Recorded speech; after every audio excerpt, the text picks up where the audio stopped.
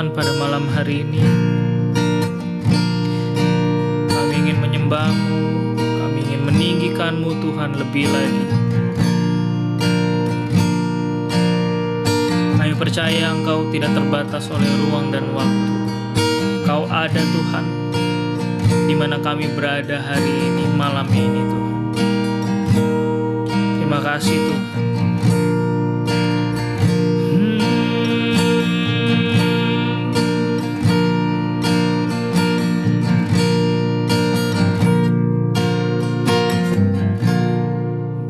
Bukan karena perbuatanku atau juga kebaikanku, tapi karena pengorbanan-Mu aku diselamatkan.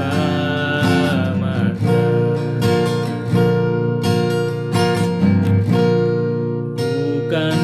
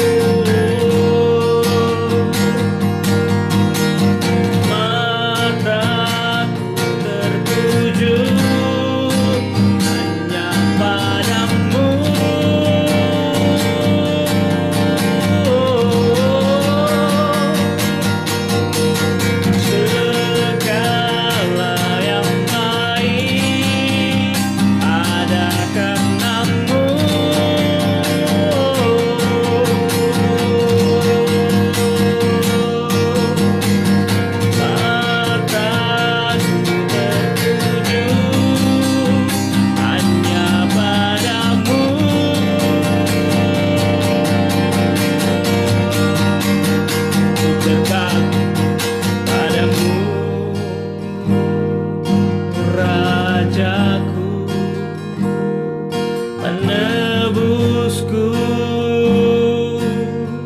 dengan harga tertinggi, dan Kau beri segalanya. Kau mengangkat derajatku untuk menjadi anak-Mu,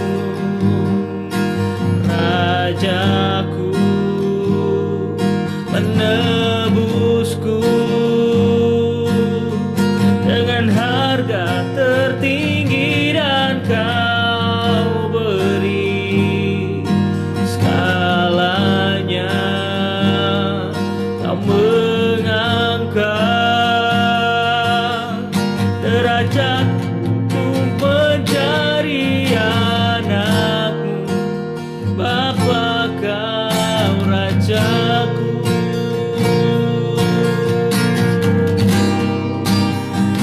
Kau Rajaku, Tuhan Yesusku. Ku sembah Kau Tuhan. Kau kebenaranku.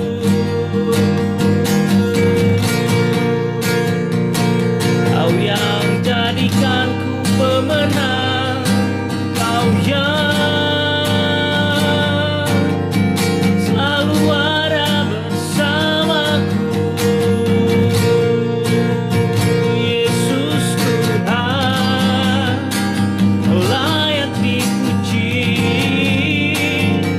Kau layak disembah. Semua yang baik berasal dari-Mu, Tuhan.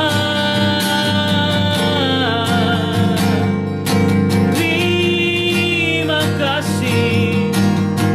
kasihku, ucapan syukurku hanya kepadamu, Tuhan. Awalah yang hidup, tiada yang seperti-Mu, Tuhan. Dulu, sekarang, sampai selamanya, Kau tetap sama, Kau tetap sama.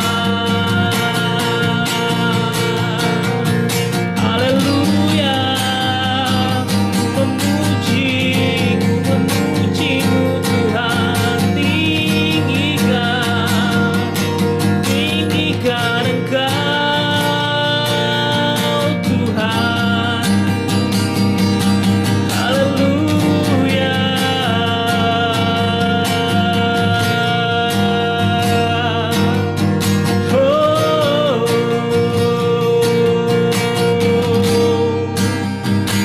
Hosana bagi anak domba.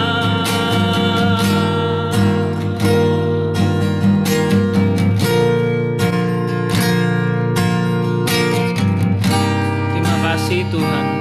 Terima kasih karena kebaikan-Mu, Tuhan. Semua karena Engkau, Tuhan. Kami ada hari ini, itu semua karena kebaikan-Mu, Tuhan.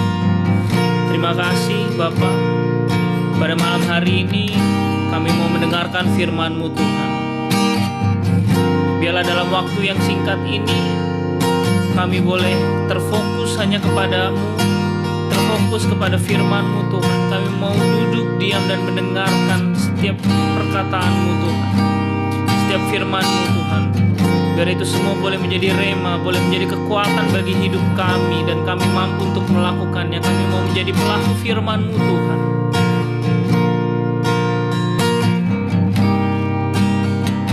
Urapi hamba-Mu yang terbatas ini, Tuhan, sehingga setiap apa yang keluar dari mulut lidah hamba-Mu ini adalah perkataan-Mu sendiri, adalah isi hati-Mu sendiri yang ingin Kau sampaikan, Tuhan, kepada umat-Mu, Tuhan, yang mendengarkan dari tempat mereka masing-masing, Bapa. Meskipun hamba-Mu ini terbatas untuk berkata-kata, tapi Roh Kudus Engkau tidak terbatas. Bahkan dalam perkataan yang mungkin susah untuk dimengerti, Engkau yang memberikan pengertian, Roh Kudus, pada hati kami masing-masing, pada pikiran kami masing-masing ketika kami mendengarkan firman pada malam hari ini. Berfirmanlah Bapa di surga, karena kami anak-anak-Mu siap untuk mendengar. Di dalam nama Tuhan Yesus Kristus kami berdoa dan kami mengucap syukur. Haleluya. Amin. Shalom dan selamat malam Bapak Ibu Saudara sekalian yang terkasih di dalam nama Tuhan Yesus Kristus. Apa kabarnya Bapak Ibu Saudara sekalian pada malam hari ini? Saya percaya kita semua ada dalam keadaan yang luar biasa. Amin. Kita sudah memasuki bulan keempat di tahun 2026 ini, dan pada bulan ini kita akan berbicara tentang bagaimana hati Allah kepada mereka yang terhilang. Ya, jadi pada malam hari ini juga kita akan mengambil tema, yaitu hati Allah bagi yang terhilang. Bapak Ibu Saudara sekalian, pernahkah Bapak Ibu Saudara sekalian merasakan kepanikan yang luar biasa saat menyadari bahwa paspor Bapak Ibu Saudara sekalian hilang atau dokumen penting hilang tepat di hari yang krusial?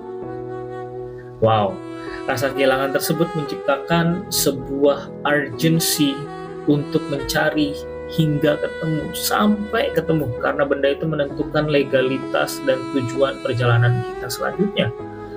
Namun dalam hiruk pikuk kehidupan di perantauan, seringkali kita lebih peduli pada barang yang hilang daripada jiwa-jiwa di sekitar kita yang mungkin sedang kehilangan arah hidup hari-hari ini. Disinilah kita perlu yang namanya menyelaraskan detak jantung kita, our heartbeat, dengan kingdom mindset yang dimiliki oleh Yesus saat ia memandang dunia ini. Mengapa kita perlu memiliki perspektif yang sama dengan Yesus, Sang Raja kita, terhadap mereka yang sedang kehilangan arah? Kita harus memahami dan menghidupi hati Allah bagi yang terhilang dalam setiap aspek kehidupan kita. Oleh karena alasan-alasan mendasar yang akan kita bahas pada malam hari ini, Bapak Ibu Saudara sekalian. Yang pertama, alasan mendasar yang pertama adalah belas kasihan yang menggerakkan. Nah, kita lihat dari Matius 9 ayat 36 dikatakan begini ya, saya bacakan untuk Bapak Ibu Saudara sekalian. Mungkin saya akan bacakan dari ayat yang ke-35 ya Bapak Ibu, untuk dari Matius 9 ayat 35 sampai 38 dikatakan demikian. Demikianlah judul perikopnya di situ adalah belas kasihan Yesus terhadap orang banyak. Demikianlah Yesus berkeliling ke semua kota dan desa, ia mengajar dalam rumah-rumah ibadat dan memberikan Injil kerajaan surga, memberitakan Injil kerajaan surga, serta melenyapkan segala penyakit dan kelemahan. Melihat orang banyak itu tergeraklah hati Yesus oleh belas kasihan kepada mereka, karena mereka lelah dan terlantar seperti domba yang tidak bergembala. Maka katanya kepada murid-muridnya, tuaian memang banyak tetapi pekerja sedikit. Karena itu mintalah kepada Tuan yang empunya tuaian, supaya ia mengirimkan pekerja-pekerja untuk tuaian itu. Kita akan fokus kepada ayatnya yang ke-36. Katakan, melihat orang banyak itu tergeraklah hati Yesus oleh belas kasihan kepada mereka, karena mereka lelah dan terlantar seperti domba yang tidak bergembala. Nah, frase tergeraklah hati oleh belas kasihan menggunakan kata Yunani splagmizomai, yang menggambarkan perasaan yang sangat mendalam dari bagian terdalam diri seseorang, visceral emotion, ya, bukan sekedar rasa kasihan intelektual biasa, Bapak Ibu Saudara sekalian. Nah, kasih dalam kerajaan Allah itu bersifat proaktif dan inisiatif. Saya sudah sampaikan di hari Minggu kemarin ketika kita merayakan Paskah, semuanya selalu kalimat aktifnya itu berasal dari Tuhan, dan kita selalu manusia selalu memakai kata kerja yang pasif. Kita dikuduskan, kita diselamatkan, kita dilayakkan untuk memanggil Ia Bapa kita. Selalu kata kerjanya pasif untuk kita manusia, dan kata kerja aktifnya selalu dari Tuhan. itu menandakan bahwa kasih dalam kerajaan Allah itu bersifat proaktif dan selalu inisiatifnya Tuhan, inisiatif dari Sang Raja. Sang Raja tidak menunggu yang hilang untuk kembali, melainkan Ia yang melangkah mencari manusia dalam kelelahannya. Nah, perspektif ilahi melihat melampaui kegagalan moral manusia dan lebih fokus pada kebutuhan fundamental mereka akan bimbingan gembala yang sejati. Kita mau lihat salah satu contoh di Alkitab, yaitu Zakheus. Zakheus adalah contoh nyata di mana Yesus tidak menunggu ia bertobat di atas pohon, Bapak Ibu Saudara sekalian, melainkan sapaan kasih Yesus yang mendahului perubahannya.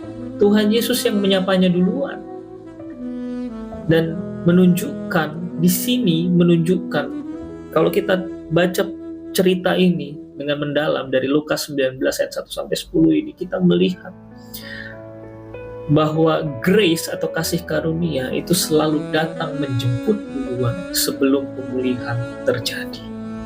Zakheus tidak akan bertobat, Zakheus tidak akan pulih kalau Tuhan Yesus pada saat itu tidak menyapanya. Nah, apa yang bisa kita lakukan dalam kehidupan kita, Bapak Ibu Saudara sekalian? Mengembangkan kepekaan untuk melihat rekan kerja atau tetangga yang sedang struggling, bukan dengan mata penghakiman, melainkan dengan ketulusan yang merangkul. Terkadang kita mungkin sering sekali kita merasakan bahwa kita, gini aja kok nangis, gini aja kok cengeng. Tapi hal itu dikatakan janganlah kita melihatnya dengan mata penghakiman. Berhati-hati Bapak Ibu Saudara sekalian, siapa yang menghakimi dia akan dihakimi. Ya, jadi pastikan kita memandang orang-orang yang sedang struggling itu dengan penuh kasih. Kita bisa menjadi pendengar yang baik bagi teman yang sedang mengalami mental breakdown mungkin, atau kesulitan adaptasi di tempat yang baru di luar negeri. Ya, kita juga harus mempraktekkan integritas dengan memberikan bimbingan mungkin ya kepada junior kita yang sering melakukan kesalahan. Tapi sekali lagi, ketika kita memberikan bimbingan, janganlah kita merendahkan mereka. Ya, belas kasihan Kristus bukan sekedar perasaan emosional, melainkan tindakan nyata yang memulihkan harapan. Jadi poin pertama yang sudah kita bahas adalah tentang belas kasihan yang menggerakkan. Dan poin kedua adalah nilai kekal dari setiap pribadi. Dikatakan dalam Lukas 15 ayat 7, "Aku berkata kepadamu, demikian juga akan ada sukacita di surga karena satu orang berdosa yang bertobat, lebih daripada sukacita karena 99 orang benar yang tidak memerlukan pertobatan." Saya suka sekali dengan versi The Message, dikatakan seperti ini, "Celebrate with me. I have found my lost sheep. Count on it. There is more joy in heaven over one sinner's rescued life." Akan lebih bersukacita di sorga ketika satu orang berdosa diselamatkan. Nah, kata bertobat itu berasal dari kata Yunani metanoia. Metanoia itu adalah apa, Bapak Ibu Saudara sekalian? Metanoia itu sering sekali saya sampaikan adalah perubahan pola pikir, perubahan pikiran dan orientasi hidup kita. Surga merayakan kembalinya identitas seseorang sebagai warga kerajaan, bukan sekedar perbaikan perilaku lahiriah saja, Bapak Ibu Saudara sekalian. Nah, setiap jiwa memiliki nilai yang tak terhingga di mata Bapa. Satu domba yang tersesat layak mendapatkan perhatian penuh dari gembala yang meninggalkan zona nyamannya. Gembala yang saya maksud di sini adalah siapa? Tuhan Yesus, Yesus Kristus sendiri. Dia rela untuk meninggalkan tahtanya di sorga untuk jadi manusia, untuk mencari kita yang telah tersesat. Sukacita Allah berpusat pada rekonsiliasi hubungan. Sekali lagi, kekristenan bukan berbicara tentang religion atau agama, tapi berbicara tentang hubungan, relationship. Ya, di mana Ia menyambut kita bukan berdasarkan apa yang kita lakukan, melainkan berdasarkan siapa kita di dalam Dia. Nah, kita mau lihat perumpamaan anak yang hilang, Bapak Ibu Saudara sekalian. Saya percaya bahwa setiap daripada kita udah pernah yang namanya membaca tentang perumpamaan ini ya, anak yang hilang ya, anak bungsu yang meminta hak warisnya bahkan sebelum orang tuanya atau bapaknya mati, udah minta duluan warisannya, tapi malah dihambur-hamburkan di negeri orang. Dan akhirnya apa? Dia kembali ke rumah bapak karena dia tahu bahwa bahkan pembantu-pembantu atau pelayan-pelayan atau budak-budak di rumah bapaknya aja itu mendapatkan makanan yang layak, mendapatkan sesuatu yang layak. Apalagi seorang anak. Bahkan dia pun berpikir bahwa ya sudah, saya datang, saya mau agak dalam bahasa sekarang mungkin ya udahlah, saya ngelamar jadi ART aja lah di rumah bapak saya lagi. Paling enggak saya masih bisa dapat makanan yang lebih layak daripada ketika saya ada di sini. Nah, seperti itu ya kira-kira Bapak Ibu Saudara sekalian kalau di bahasa sekarang. Tapi apa yang terjadi? Kita tahu semua apa yang terjadi saat itu, bahwa waktu sang ayah melihat anak bungsunya ini dari jauh, dia berlari, dia memeluk anaknya yang masih kotor dengan penuh kerendahan hati. Ya, dia menanggalkan yang namanya gengsi demi memulihkan martabat anaknya yang telah hancur. Nah, atas apa yang bisa kita lihat atau apa yang bisa kita lakukan dalam kehidupan kita sehari-hari, kita bisa menjadi jembatan bagi mereka yang merasa terasing dari komunitas kita, dari komunitas yang ada, agar mereka merasakan bahwa selalu ada tempat untuk pulang di dalam kasih Tuhan.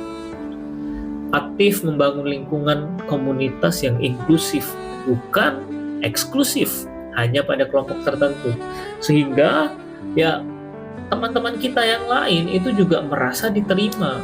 Ya, Bapak Ibu Saudara sekalian, pastikan kita tidak eksklusif.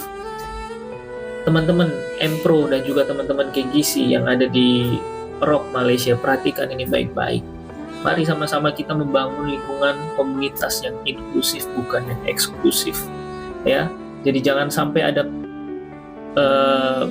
hal-hal yang menjadi pemecah belah di antara kita. Kita harus tetap kompak, kita harus tetap solid bersama-sama dalam komunitas yang sehat ini. Sama-sama kita membangun jiwa kita, membangun kerohanian kita.